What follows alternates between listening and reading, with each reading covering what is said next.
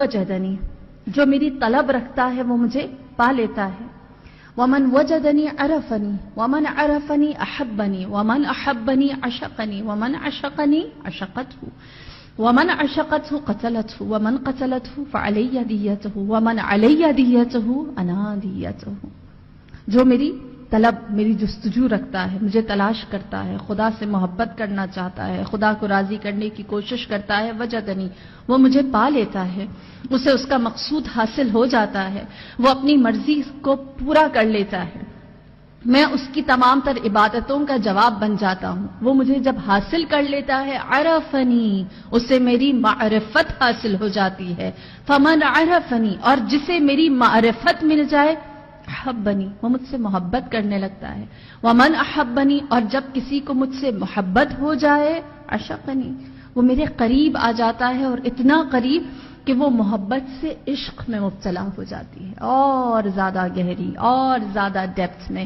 فمن عشقنی، اور جو مجھ سے عشق کرے، عشقت ہوں، میں بھی اس سے عشق کرتا ہوں۔ خدا کہتا ہے میں عشق کا جواب عشق ہی سے دیتا ہوں۔ ومن عشقت ہوں قتلت ہوں، اور جب میں کسی سے عشق کرتا ہوں تو میں اس کو قتل کر دیتا ہوں، میں اس کے نفس کو، اس کی جان کو، اس کی پسند ناپسند کو، اس کی ذات کو اس کا اپنا رہنے نہیں دیتا،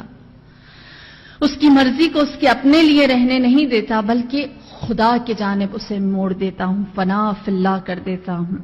وہ کچھ بھی چیز پسند نہیں کرتا سوائے خدا کی پسند کے، وہ کسی بھی چیز کو ترک نہیں کرتا سوائے اس کے کہ جسے اللہ ترک کرنے کے لیے کہے، وہ کسی بھی چیز کو اپناتا نہیں جب تک اللہ نہ چاہے، بس وہ اپنا نہیں رہتا،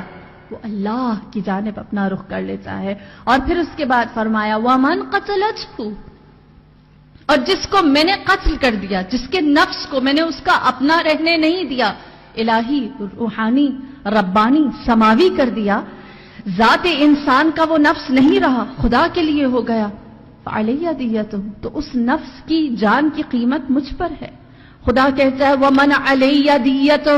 اور جس کے نفس کی قیمت مجھ پر ہے، جس کی جان کی قیمت مجھ پر ہے، انا دیتہ،